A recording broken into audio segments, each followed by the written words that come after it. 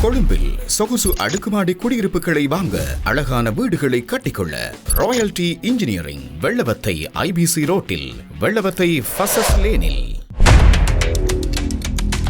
Hormuz ஜலசந்தியை திறப்பது தொடர்பாக அமெரிக்காவுடன் எந்தவித ஒப்பந்தமும் மேற்கொள்ளப்படவில்லை என்றும், அமெரிக்காவின் தாக்குதல்களை நிறுத்துமாறு தாங்கள் எந்த வேண்டுகோளையும் விடுவிக்கவில்லை என்றும் ஈரான் திட்டவட்டமாக மறுத்துள்ளது.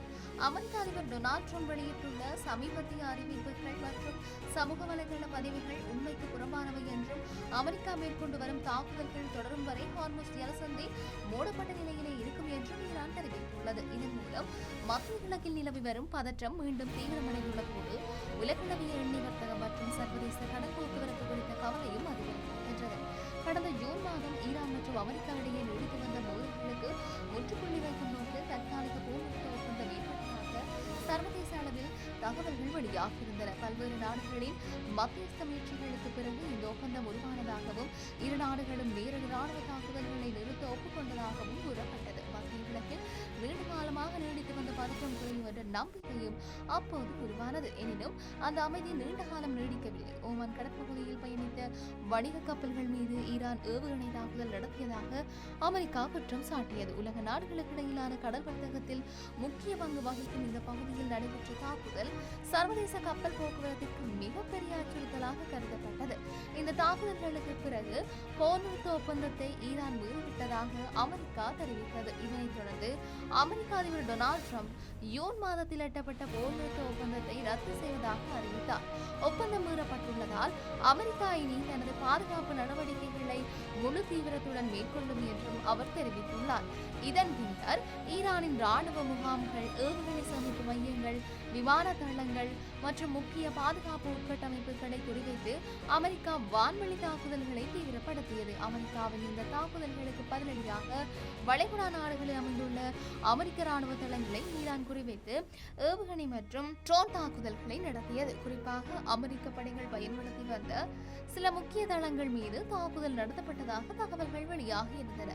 இந்த தாக்குதல்கள் காரணமாக மத்திய கிழக்கில் பாதுகாப்பு சூழல் மேலும் பதற்றமடைந்தது. இதற்கிடையில கடந்த வாரம் யோர்டானில் உள்ள அமெரிக்க ராணுவ தளத்தின் மீது நடத்தப்பட்ட தாக்குதல் சர்வதேச கவனத்தை ஈர்த்தது. இந்த தாக்குதலுக்கு பிறகு பேசிய அமெரிக்க அதிபர் ட்ரம்ப் ஈரான் மீது இதுவரை இல்லாத அளவுக்கு கடுமையான ராணுவ நடவடிக்கை மேற்கொள்ளப்படும் என்று எச்சரித்திருந்தார். அமெரிக்காவின் பாதுகாப்புக்கும் அதன் நட்பு நாடுகளின் பாதுகாப்புக்கும் அச்சுறுத்தலாக இருக்கும் எந்த நடவடிக்கையும் கடுமையாக எதிர்கொள்ளப்படும் என்றும் அவர் தெரிவித்திருந்தார்.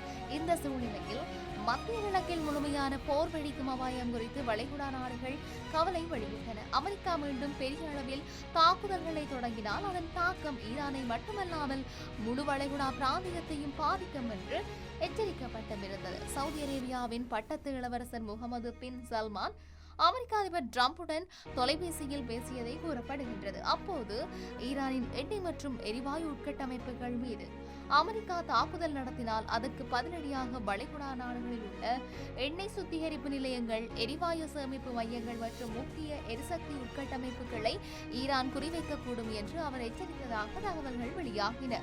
இத்தகைய தாக்குதல்கள் உலகளாவிய எண்ணெய் விநியோகத்தை கடுமையாக பாதிக்கக்கூடும் என்றும், சர்வதேச சந்தையில் கச்சா எண்ணெய் விலை திடீர் உயர்வை சந்திக்கக்கூடும் என்றும் அவர் குறிப்பிட்டதாக கூறப்படுகின்றது. மேலும் உலக பொருளாதாரத்தில் புதிய நெருக்கடியை ஏற்படுத்தும் வகையில் இந்த மோதல் மாறக்கூடும் என்பதால் நிலைமையை மேலும் மோசமாக்காமல் அமைதியான தீர்வை நோக்கி செல்ல வேண்டும் என்றும் அவர் வலியுறுத்தியதாக தகவல்கள் தெரிவிக்கின்றன. இதையடுத்து வளைகுடா நாடுகள் மத்தியஸ்த முயற்சிகளை தீவிரப்படுத்தின. ஈரானுடனான மோதலை முடிவுக்கு கொண்டு வருவதற்காக புதிய அமைதி ஒப்பந்தம் ஒன்றை உருவாக்கும் முயற்சியில் அமெரிக்காவுடன் ஆலோசனைகள் நடத்தப்பட்டதாக கூறப்பட்டது. பிராந்திய அமைதி, சர்வதேச கடல் வர்த்தகம் மற்றும் உலக பொருளாதாரத்தை பாதுகாக்கும் நோக்கில் இந்த பேச்சுவார்த்தைகள் முன்னெடுக்கப்பட்டதாக தகவல்கள் வெளியாகின. இந்த பின்னணியில் ஈரான் மீது மேற்கொள்ளப்பட இருந்த புதிய தாக்குதல்களை தற்காலிகமாக நிறுத்தி வைப்பதாக அமெரிக்க அதிபர் ட்ரம்ப் அறிவித்தார். சமூக வலைதளத்தில் வெளியிட்ட பதிவில் உலக நாடுகளின் நலனை கருத்தில் கொண்டும் ஈரானின் எதிர்கால வாழ்வாதாரத்தை பாதுகாக்கும் நோக்கிலும் புதிய தாக்குதல்களை தற்காலிகமாக நிறுத்த ஒப்புக்கொண்டுள்ளேன். அமைதி ஒப்பந்தம் உருவாகும் முயற்சியில் அமெரிக்காவுடன் இணைந்து செயல்பட இஸ்ரேலும் சம்மதம் தெரிவித்துள்ளது என்று குறிப்பிட்டிருந்தார். இந்த அறிவிப்பை தொடர்ந்து மத்திய கிழக்கில் பதற்றம் ஓரளவு குறையலாம் என்ற எதிர்பார்ப்பு உருவானது. ஜலசந்தி மீண்டும் திறக்கப்படலாம் என்றும் சர்வதேச கப்பல் போக்குவரத்து வழக்கமான நிலைக்கு திரும்பலாம் என்றும் சில நாடுகள் நம்பிக்கை தெரிவித்தன. ஆனால் அமெரிக்காவின் இந்த கருத்துக்களை ஈரான் முழுமையாக மறுத்துள்ளது. அமெரிக்காவுடன் எந்தவித புதிய ஒப்பந்தமும் ஏற்படவில்லை என்றும் ஹார்முஸ் ஜலசந்தியை திறப்பது தொடர்பாக எந்த உடன்பாடும் எட்டப்படவில்லை என்றும் ஈரான் அதிகாரப்பூர்வமாக தெரிவித்திருந்தது. மேலும் அமெரிக்காவின் தாக்குதல்கள் முழுமையாக நிறுத்தப்படும் வரை ஹார்முஸ் ஜலசந்தி திறக்கப்படாது என்றும் அந்த கடல் வழித்தடம் மூடப்பட்ட நிலையிலேயே இருக்கும் என்றும் ஈரான் வலியுறுத்தியிருந்தது. உலகின் மிக முக்கியமான எண்ணெய் போக்குவரத்து பாதைகளில் ஒன்றாக கருதப்படும் ஹார்முஸ் ஜலசந்தி வழியாக உலகின் கணிசமான அளவு கச்சா எண்ணெய் மற்றும் இயற்கை எரிவாயு தினசரி கொண்டு செல்லப்படுவதால் அதன் நிலைமை உலக பொருளாதாரத்தில் நேரடி தாக்கத்தை ஏற்படுத்தும் என்பதும் இங்கு குறிப்பிடத்தக்கது. ஈரான் வெளியிட்டுள்ள அறிக்கையில் போரை நிறுத்துமாறு நாங்கள் அமெரிக்காவிடம் கோரிக்கை வைத்ததாக ட்ரம்ப் கூறுவது பொய்யை தவிர வேறு ஒன்றுமில்லை. அமெரிக்காவுடன் எந்தவித ரகசிய பேச்சுவார்த்தையும் நடக்கவில்லை. எங்கள் நிலைப்பாட்டில் எந்த மாற்றமும் இல்லை. எங்கள் நாட்டின் பாதுகாப்பையும் இறையாண்மையையும் காக்க தேவையான அனைத்து நடவடிக்கைகளையும் எடுக்க தயாராக இருக்கின்றோம்.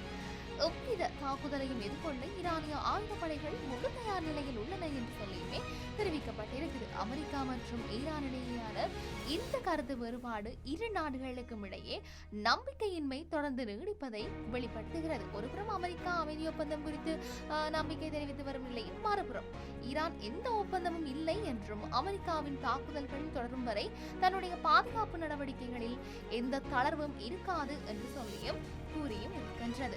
இந்த விவகாரத்தை உலக நாடுகள் மிகுந்த கவனத்துடன் கண்காணித்து வருகின்றன. குறிப்பாக வளைகுடா நாடுகள் தொடர்ந்து மத்தியஸ்த முயற்சிகளில் ஈடுபட்டு வருகின்றன. மத்திய கிழக்கில் மேலும் போர் வெடித்தால் அதன் தாக்கம் பிராந்திய எல்லைகளை தாண்டி உலக பொருளாதாரம், எண்ணெய் சந்தை, கடல் வர்த்தகம் மற்றும் சர்வதேச பாதுகாப்பு ஆகியவற்றிலும் எதிரொலிக்கும் என்ற அச்சம் நிலவுகின்றது. அதே நேரத்தில் ஹார்முஸ் ஜலசந்தியின் எதிர்கால நிலைமை குறித்தும் பல்வேறு கேள்விகள் எழுந்திருக்கின்றன. இந்த கடல் வழித்தடம் நீண்ட காலத்திற்கு மூடப்பட்டால் ஆசியா, ஐரோப்பா மற்றும் பிற நாடுகளுக்கான எண்ணெய் விநியோகத்தில் பாதிப்பு ஏற்படக்கூடும். இதன் காரணமாக சர்வதேச சந்தைகளில் எண்ணெய் விலை உயர்வதற்கும் வாய்ப்பு இருப்பதாக பொருளாதார நிபுணர்கள் எச்சரித்தும் வருகின்றார்கள். இதற்கிடையில் அமெரிக்கா தன்னுடைய பாதுகாப்பு நடவடிக்கைகளை தொடர்ந்து மதிப்பாய்வு செய்து வருவதாகவும் ஈரானின் அடுத்த கட்ட நடவடிக்கைகளை பொறுத்து புதிய முடிவுகள் எடுக்கப்படும் என்றும் தகவல்கள் வெளியாகியும் இருக்கின்றன. மறுபுறம் ஈரானும் தன்னுடைய ராணுவ படைகள் முழு எச்சரிக்கை நிலையில் இருப்பதாகவும் நாட்டின் பாதுகாப்பில் எந்த சமரசம் செய்யப்படாது என்றும் மீண்டும் வலியுறுத்தி இருக்கின்றது. இதன் மூலம் மத்திய கிழக்கில் நிலவி வரும் பதற்றம் இன்னும் முழுமையாக தணியாத நிலையில் இருப்பது தெளிவாக தெரிகின்றது. வளைகுடா நாடுகளின் மத்தியஸ்த முயற்சிகள் வெற்றியடையுமா? அமெரிக்கா ஈரான் இடையே புதிய அமைதி ஒப்பந்தம் உருவாகுமா? ஹார்முஸ் ஜலசந்தி மீண்டும் அப்போது திறக்கப்படும் என்பது குறித்து உலக நாடுகள் தொடர்ந்து உன்னிப்பாக கவனித்து வருகின்றமையும் சுட்டிக்காட்டத்தக்கது. கொழும்பில் சொகுசு அடுக்குமாடி குடியிருப்புகளை வாங்க, அழகான வீடுகளை கட்டிக்கொள்ள ராயல்டி இன்ஜினியரிங், வெள்ளவத்தை IBC ரோட்டில், வெள்ளவத்தை ஃபசஸ் லேனில்.